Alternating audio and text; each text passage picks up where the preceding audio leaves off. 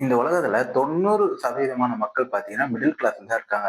அவங்க பெரும்பாலும் பார்த்தீங்கன்னா, இந்த ஒரு 5 மிஸ்டேக் பண்றதுனால அவங்களால மிடில் கிளாஸ்ல இருந்து ஹையர் லெவலுக்கு அவங்களால போகவே முடியல. ஈவன் அவங்க பார்த்தீங்கன்னா, 50,000லேருந்து ரூ. 1,00,000 வரைக்கும் அவங்க சம்பாரிச்சா கூட, அவங்களால மிடில் கிளாஸ் இந்த பிஹேவியர்ல இருந்து அப்பர் மிடில் கிளாஸ்க்கோ, ஹை கிளாஸ்க்கோ அவங்களால போகவே முடியல. அந்த 5 மிஸ்டேக் என்னன்ட்டு இந்த வீடியோல டீட்டெயிலா பார்க்கலாம். இந்த மிஸ்டேக்ல பார்த்தீங்கன்னா, 4வது மிஸ்டேக் இந்த வீடியோ பார்த்துட்டு இருக்க எல்லாருமே கூட பண்ணிட்டு இருக்கலாம். ஏன் நானுமே அந்த மிஸ்டேக்க பண்ணியிருக்கேன். இந்த வீடியோல அந்த டீட்டெயில்டா என்னென்னன்றத நம்ம டீட்டெயிலா டிஸ்கஸ் பண்ணலாம். வணக்கம் மக்களே! நான் ராஜ்குமார் பாரதி. இந்த சேனல் ராஜ்குமார் பாரதி டிகோட். நம்மள்ல பெரும்பாலான மக்கள் பண்ற மிஸ்டேக் என்னன்னு பார்த்தீங்கன்னா, நம்மகிட்ட எமர்ஜென்சி ஃபண்டுன்னு ஒண்ணு இருக்கிறதே கிடையாது. அப்படி எமர்ஜென்சி ஃபண்ட்னா என்னன்னு இப்ப நினைக்கிறீங்களா? லைக் எக்ஸாம்பிள் நம்ம எல்லாருமே லைஃப் நல்லா போகணும்னு தான் நெனைப்போம். ஆனா, நெனைக்கிற மாரி எல்லாருக்கும் லைஃப் போதான்னு பார்த்தீங்கன்னா, அங்க ஒரு பெரிய கொஸ்டின் மார்க் இருக்கு. எக்ஸாம்பிள்க்கு நான் சொல்லணும்னா, நான் வந்து யாருக்கோ திடீர்னு எதிர்பாராத விதமா பார்த்தீங்கன்னா, ஒரு மெடிக்கல் எக்ஸ்பென்ஸ் வரலாம். இல்லாட்டா வேற ஏதோ ஒரு எமர்ஜென்சியான எனக்கு வந்து மணி தேவைப்படலாம். அந்த மாரி டைம்ல என்கிட்ட முன்னக்கூட்டியே காசு இல்லன்னா நான் என்ன பண்ணணும்னு நெனைப்பேன். யார்கிட்டயோ போயிட்டு ஒரு கடன் வாங்கலாம்னு நெனைப்பேன். அப்படி இல்லையா என்கிட்ட கிரெடிட் கார்டு இருந்துச்சுன்னா, கிரெடிட் கார்ட்ல இருந்து என்னால காசு ஏதாவது ரெடி பண்ண முடியுமா? இந்த மாரி நெனைப்பேன். பட் இந்த மாரி பண்ணும்போது என்ன ஆகும்னு பார்த்தீங்கன்னா, நான் வாங்குற அந்த கடன் இருக்குல்ல, அதுக்கு வந்து வட்டி அதிகமா இருக்கும். இல்லன்னா நகைய கொண்டு போய் நான் வந்து ஒரு மார்ட்கேஜ் பண்ணிட்டு நான் வாங்கலாம்னு நெனச்சேன்னா, அதுக்குமே இன்ட்ரெஸ்ட் அதிகமா இருக்கும். நெக்ஸ்ட் பார்த்தீங்கன்னா, இல்ல கிரெடிட் கார்ட்ல இருந்து பண்ணலாம் கிரெடிட் கார்டுக்கு எப்போதுமே இன்ட்ரெஸ்ட் ரேட் வந்து ரொம்ப அதிகம். ஆனா, இங்க நான் என்ன தப்பு பண்றேன்னு பார்த்தீங்கன்னா, இந்த மாரி சிச்சுவேஷன நான் முன்னாடி எதிர்பார்த்து ரெடியா இருந்திருக்கணும். ஆக்சுவலி நான் இந்த மாரி சிச்சுவேஷனுக்கு வெல் பிரிப்பேர்டா முன்னாடியே இதுக்கு ஏதாவது ஒரு ஐடியா வச்சிருக்கணும். ஆனா, இந்த மாரி நான் எதுவுமே வைக்காம அந்த சிச்சுவேஷன் வந்ததுக்கப்புறம் ரியாக்ட் பண்றதுலாம் பார்த்தீங்கன்னா, என்கிட்ட எந்த ஒரு சேவிங்ஸுமே இருக்காது. ஆக்சுவலி இந்த மாரி சிச்சுவேஷன்ல நம்ம எப்படி ரியாக்ட் பண்ணணும்னு பார்த்தீங்கன்னா, எப்போதுமே நம்ம மந்த்லி எவ்வளோ எக்ஸ்பென்ஸ் ஆகுதோ, அதுல 6 மாசத்துக்கு என்ன ஆகுமோ, அத வந்து நம்ம எப்போதுமே பார்த்தீங்கன்னா, சேர்த்து வைக்கிறது ஒரு பெட்டரான ஒரு ஐடியா. லைக் எக்ஸாம்பிள் உங்களுக்கு ரூ. 30,000 உங்களுக்கு செலவாகுதுன்னா, 6 மாசத்துக்கு என்ன ஆகும்ன்னு பார்த்தீங்கன்னா, அது 2வது மிகப்பெரிய மிஸ்டேக் என்னன்னு பார்த்தீங்கன்னா, இஎம்ஐ ட்ராப். அதாவது என்கிட்ட ஒரு பொருள் இல்ல அப்படின்றதுக்காக நான் அத வாங்குறது ஓகே. எனக்கு அது தேவையா கூட இருக்கலாம். அதுக்காக நான் அத வாங்குறேன். அது பரவால்ல. ஆனா, என் ஃப்ரெண்ட் ஒருத்தன்கிட்ட ஐஃபோன் இருக்கு. ஆனா என்கிட்ட வெறும் ஆண்ட்ராய்டு தான் இருக்கு. அந்த ஒரு மைண்ட் செட்காக நான் ஒரு புது திங் வாங்குறது பார்த்தீங்கன்னா, ரொம்ப பேடான ஒரு பிஹேவியர். பிகாஸ் எனக்கு அது தேவையா, தேவையில்லையான்றத தாண்டி நான் ஒரு ஈகோனால வாங்குறேன். ஒரு கம்பேரிசன்னால வாங்குறேன். அவன்கிட்ட இருக்கு. இப்ப என்கிட்ட கார் இல்ல. என் ஃப்ரெண்டு கிட்ட கார் இருக்குன்ற ஒரே காரணத்துக்காக, நான் வந்து ஒரு பந்தா பண்றதுக்காக அத வாங்குனதுனால எந்த ஒரு யூஸுமே கிடையாது. பிகாஸ் இது என்ன ஆகும்ன்னு பார்த்தீங்கன்னா, நான் இப்ப வந்து ஒரு கடன் வாங்கிட்டேன்.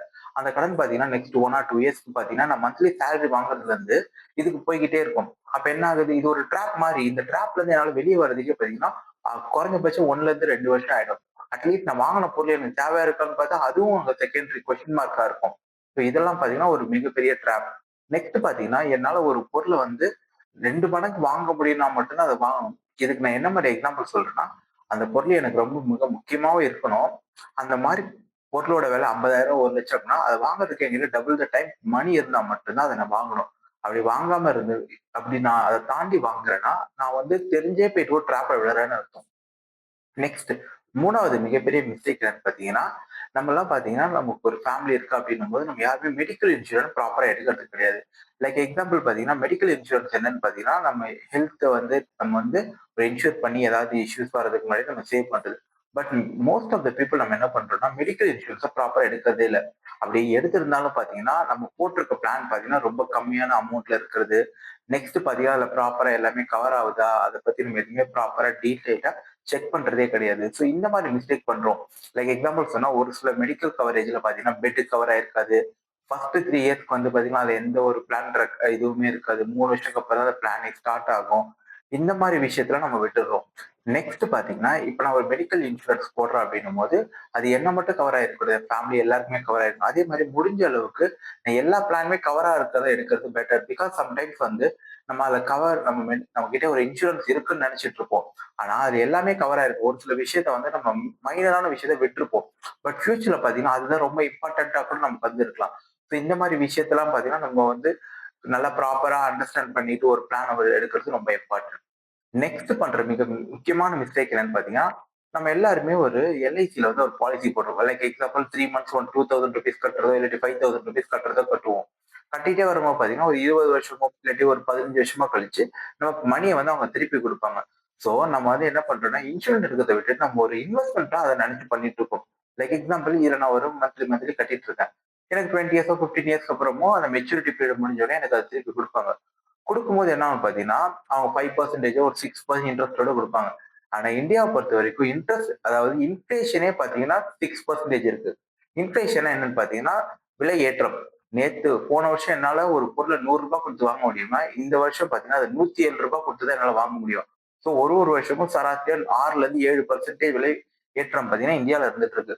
இந்த மாரி சிச்சுவேஷன்ல நான் இந்த மாரி பாலிசி எடுக்கிறதுனால எனக்கு எந்த ஒரு யூஸுமே கிடையாது. ஸோ இத நான் எதுக்காக வச்சிருக்கேன்னா, என் லைஃப் வந்து சேவ் பண்றதுக்காக மட்டும் தான் வச்சுக்கணுமே தவிர, இத நான் ஒரு இன்வெஸ்ட்மென்ட்டா பார்க்கிறது வந்து பார்த்தீங்கன்னா, மிகப்பெரிய முட்டாள்தனம். இந்த 4த் மிஸ்டேக்க தான் பார்த்தீங்கன்னா, பெரும்பாலான மக்கள் பண்ணிட்டு இருப்பாங்க. ஈவன் இந்த வீடியோவ இவ்வளவு நேரம் கன்டினியூஸா பார்த்துட்டு இருக்கீங்கல்ல, நீங்க கூட பண்ணியிருப்பீங்க. உங்க ஃப்ரெண்ட்ஸ் கூட பண்ணியிருப்பாங்க. அது என்னன்னு பார்த்தீங்கன்னா, நம்ம இன்வெஸ்ட்மென்ட்ட நம்ம அப்புறமா ஸ்டார்ட் பண்ணலாம்னு சொல்லி, கடைசி வரைக்கும் அந்த இன்வெஸ்ட்மென்ட்ட ஸ்டார்ட் பண்ணாமலே இருக்கிறது. எக்ஸாம்பிள் சொல்றேன். நான் காலேஜ் படிக்கும்போது என் ஃப்ரெண்டு கிட்ட சொன்னேன். "ஏய் இந்த மாரி மியூச்சுவல் ஃபண்ட்ஸ்ல இன்வெஸ்ட் பண்றா, இல்லாட்டி ஸ்டாக்ல இன்வெஸ்ட் பண்றான்ட்டு." நான் வந்து ஒரு 20 வயசுல அவன்கிட்ட சொன்னேன். இப்ப ஆல்மோஸ்ட் வந்து 8 டூ 9 இயர்ஸ் ஆயிடுச்சு. இப்போ வரைக்குமே அவன் அடுத்த மாசம் இன்வெஸ்ட் பண்றேன்டா, அடுத்த அப்ரைசல் வந்ததுக்கு அப்புறம் இன்வெஸ்ட் பண்றேன்டா, ஒரு 2 மந்த்ஸ் போட்டும் நான் இன்வெஸ்ட் பண்றேன்டான்னு இந்த மொமெண்ட் வரைக்கும் சொல்லிட்டு தான் இருக்கானே தவிர, அவனால ஒரு ₹100 கூட இன்வெஸ்ட் பண்ண முடியல. ஆக்சுவலா பாத்தீங்கன்னா, அவன் செலவு பண்றதே இத விட அதிகமா இருக்கு. ஆனா அவனால அந்த ஒரு ₹100 வந்து ஒரு ஹேபிட்டா பண்ணவே முடியல. ஏன்னு பாத்தீங்கன்னா, அவனுக்கு வந்து ரீசன் சொல்ல தான் அவனுக்கு கரெக்ட்டா இருக்கே தவிர, நம்ம ஓகே இனிஷியேட் பண்ணி பார்ப்போம்ன்ற அந்த மைண்ட் செட் வரதில்ல. இது அவனுக்கு மட்டும் இல்ல. இந்தியன்ஸ் எல்லாருக்குமே பார்த்தீங்கன்னா, ஓகே இந்த விஷயத்த நம்ம இன்னைக்கு ஸ்டார்ட் பண்ணலாம்னு சொல்றத விட்டுட்டு, ஓகே நான் நெக்ஸ்ட் மந்த் ஸ்டார்ட் பண்றேன். இல்லாட்டினா ஒரு 2 மந்த்ஸ் போட்டோம் எப்படி போகுதுன்னு பார்த்துட்டு நான் ஸ்டார்ட் பண்றேன். இதுதான் பார்த்தீங்கன்னா, பெரும்பாலான மக்களோட பிஹேவியரா இருக்கு. இதனால தான் பார்த்தீங்கன்னா, இவங்க எல்லாருமே லேட்டா ஸ்டார்ட் பண்றாங்க. லைக் எக்ஸாம்பிள் ஒரு சொல்லணும்னா, 20 வயசுல ஒருத்தர் இன்வெஸ்ட்மென்ட்ட வந்து மந்த்லி ஒரு ₹5000 ஸ்டார்ட் பண்றாருன்னு வச்சுக்கோங்க. அதே மாரி 30 இயர்ஸ்ல ஒருத்தர் ஸ்டார்ட் பண்றாருன்னா, இந்த 10 இயர்ஸ் கேப் மட்டுமே கிட்டத்தட்ட 5 டூ 6 crore வரைக்குமே இந்த 20 வயசுல ஸ்டார்ட் பண்ணாங்கல்ல, அவங்களுக்கு அதிகமா கிடைக்கும். ஏன் அப்படி யோசிக்கிறீங்களா? இந்த பவர் ஆஃப் காம்பவுண்டிங் சொல்றேன்ல அதுதான். பிகாஸ் இந்த 20 வயசுல ஒருத்தர் ஸ்டார்ட் பண்ணார்ல, அவர் 50 வயசு வரைக்கும் இன்வெஸ்ட் பண்ணும்போது பார்த்தீங்கன்னா, கிட்டத்தட்ட ஷேர் மார்க்கெட்லயோ இல்லாட்டி இன்வெஸ்ட்மென்ட் பண்ண ப்ராசஸ்லயோ பார்த்தீங்கன்னா, 30 இயர்ஸ் வரைக்கும் இருந்திருப்பாரு. எப்போதுமே நான் ஆல்ரெடி கூட சொல்லியிருக்கேன். ஷேர் மார்க்கெட்ட பொறுத்தவரைக்கும் நம்ம எவ்வளோ மணி இன்வெஸ்ட் பண்றோன்றத தாண்டி, எவ்வளவு வருஷம் நம்ம அதுல இன்வெஸ்டடா இருக்கோம்ன்றது தான் முக்கியம். நான் போடுற காசு வந்து எத்தன வருஷத்துக்கு இன்வெஸ்டடா இருக்கு. 20 வயசுல ஒருத்தர் ஸ்டார்ட் பண்ணா கிட்டத்தட்ட நெக்ஸ்ட் 30 வருஷம் வரைக்கும் அவர் இன்வெஸ்ட் பண்ணிட்டு இருக்க போறாரு. ஆனா இதுவே பார்த்தீங்கன்னா, ஒரு 30 வயசுல ஸ்டார்ட் பண்றாருன்னா, அவரால அடுத்த 20 வருஷம் தான் அவரால இன்வெஸ்ட் பண்ண முடியும். இதுவே அவர் அதிகமான அமௌண்ட் போட்டா கூட பிரயோஜனம் இல்ல. அதுக்கு என்ன காரணம்னு கேட்டீங்கன்னா, அவரு மணிய வந்து காம்பவுண்ட் ஆகுறதுக்கு அவர் குடுக்குற டைம் பார்த்தீங்கன்னா, ஒரு 20 இயர்ஸ் தான்.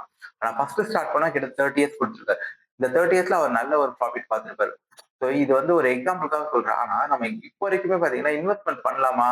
இல்லாட்டினா அடுத்த மாசம் பண்ணலாமா? இந்த மாரி ஒரு மென்டாலிட்டியோட தான் போயிட்டு இருக்கோம். அதுக்கு என்ன காரணம்னு கேட்டீங்கன்னா, நான் ஃபியூச்சர்ல வரப்போறத தாண்டி, இன்னைக்கு ஏன் நான் வந்து சிக்கனமா இருக்கணும்? இன்னைக்கு நான் வந்து ஒரு நல்ல ஹேப்பியான லைஃப் ஸ்டைல் வாழ்றதுக்கு நான் இந்த மணி யூஸ் பண்ணலாம்ல அப்படின்ற மென்டாலிட்டி தான் நம்ம நெறைய பேருக்கு இருக்கு. ஃபியூச்சர்ல என்ன நடக்கும்னு நமக்கு தெரியாது. வாழப்போறது ஒரு லைஃப் தானே. அதனால நான் இன்னைக்கு செலவு பண்றேன். இன்னைக்கு நான் ஹேப்பியா இருக்கேன்றது தான் நெறைய பேரோட மைண்ட் செட்.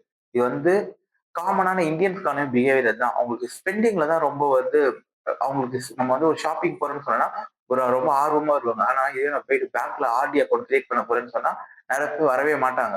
இதுக்கு என்ன ரீசன் பார்த்தீங்கன்னா, நமக்கு வெளிய போயிட்டு நம்ம புது புது திங்ஸ் வாங்குறதுல ஹேப்பினஸ் பார்த்தீங்கன்னா, என் ஃபியூச்சர்ன்னு சொல்லும்போது பார்த்தீங்கன்னா, அவங்களுக்கு யாருக்கும் அந்த ஒரு மைண்ட் செட் வர்றதில்ல. இது எதனால வருது அப்படின்னு நம்ம யோசிக்கும்போது பார்த்தீங்கன்னா, நம்மளோட பிரெயினுக்கு பார்த்தீங்கன்னா, புது புது விஷயத்த லைஃப்ல ட்ரை பண்ணிட்டே இருக்கணும்னு தோணும். ஸோ அந்த மாரி ட்ரை பண்ணிட்டு இருக்கிறதுக்காக, நம்ம மணிய ஸ்பெண்ட் பண்ணா தான் இங்க நெறைய விஷயம் கிடைக்கும். நான் ஒரு டூர் போறதோ, நான் ட்ரெஸ் எடுக்கிறதோ, இல்லாட்டினா ஒரு மூவிஸ் போறது, இது எல்லாத்துக்குமே மணி தேவை. ஆனா இதுவே நான் ஃபியூச்சருக்கு சேர்த்து வைக்கிறேன்னு சொல்லும்போது, அந்த ஃபியூச்சருக்கு பத்தி அதுக்கு ஐடியா இருக்கா? அதுக்கு கவலை கிடையாது. இதனால தான் மெயினான ஒரு ரீசன். நெக்ஸ்ட் பார்த்தீங்கன்னா, நம்ம எல்லாருமே ஏர்ன் பண்றோம். நம்ம ஏர்ன் பண்ற மணிய நம்ம என்னைக்காச்சும் எப்படி ப்ராப்பரா சேவ் பண்ணணும், ப்ராப்பரா ஸ்பெண்ட் பண்ணணும் யோசிச்சிருக்கோமான்னு கேட்டீங்கன்னா கிடையவே கிடையாது. ஈவன் நம்ம ஸ்கூல் லைஃப்லலாம் கூட பார்த்தீங்கன்னா, எப்படி வந்து மேத்ஸ்ல நம்ம வந்து இன்டெக்ரல், டிஃபரன்ஷியல், அல்ஜீப்ரா இதெல்லாம் நம்ம படிச்சிருப்போம். ஈவன் பார்த்தீங்கன்னா, நம்ம தேவையே இல்லாத விஷயம் நெறைய படிச்சிருப்போம். ஆனா நமக்கு நெக்ஸ்ட் 10, 15 வருஷம் நம்ம சம்பாதிக்கணும். அத எப்படி ப்ராப்பரா சேவ் பண்ணணும், அதுல எப்படி நம்ம வந்து யூஸ் பண்ணணும்ன்றத பத்தி எந்த ஒரு ஸ்கூல் புக்லயுமே இருந்திருக்காது. ஆனா நமக்குமே பார்த்தீங்கன்னா, அத பத்தி எந்த ஒரு ஐடியாவுமே இருக்காது. நம்மளும் என்ன பண்ணுவோம்னா, ஓகே YouTubeல இந்த வீடியோ இருக்கு. இவங்க சொல்றாங்க. அத பண்றோமே தவிர, ப்ராப்பரா நமக்கே ஒரு பேசிக்கான அண்டர்ஸ்டாண்டிங் வச்சு பண்றோமான்னு கேட்டா கிடையவே கிடையாது. எப்போதுமே மணி ஏர்ன் பண்றது ரொம்ப கஷ்டமான விஷயம். அதோட ரொம்ப கஷ்டமான விஷயம் என்ன பார்த்தீங்கன்னா, ஒரு ஹேபிட்ட டெவலப் பண்றது. பிகாஸ் நம்ம ஒரு ஹேபிட் இருந்தா மட்டும் தான் என்னால மந்த்லி ஆச்சுன்னா, இவ்வளோ சேவ் பண்ணணும். இவ்வளோ வந்து நான் ஃபியூச்சர்ல எடுத்து வைக்கணும் ஐடியா இருக்கும். எனக்கு சேவ் பண்றதுக்கான ஐடியாவே இல்லைன்னா எனக்கு ஃபியூச்சர் பார்த்தீங்கன்னா, என்னால எதுவுமே பண்ண முடியாது. இதனால தான் நம்ம எப்போதுமே இந்தியன் சைடு பார்த்தீங்கன்னா, சேவ் பண்றது ஃபர்ஸ்ட்டு கஷ்டம். இந்த சேவ் பண்ண மணிய ப்ராப்பரா இன்வெஸ்ட் பண்றது அதோட பெரிய கஷ்டம். யார் யாருக்கெல்லாம் இந்த வீடியோ இதுவரைக்கும் யூஸ்ஃபுல்லா இருந்துச்சோ, அவங்க இந்த வீடியோக்கு லைக் பண்ணுங்க. இந்த வீடியோக்கு இந்த சேனல்ல வர வீடியோஸ்லாம் உங்களுக்கு ஃபியூச்சரா கன்டினியூஸா நீங்க பார்க்க நினைச்சா, இந்த சேனல சப்ஸ்கிரைப் பண்ணுங்க. Thank you.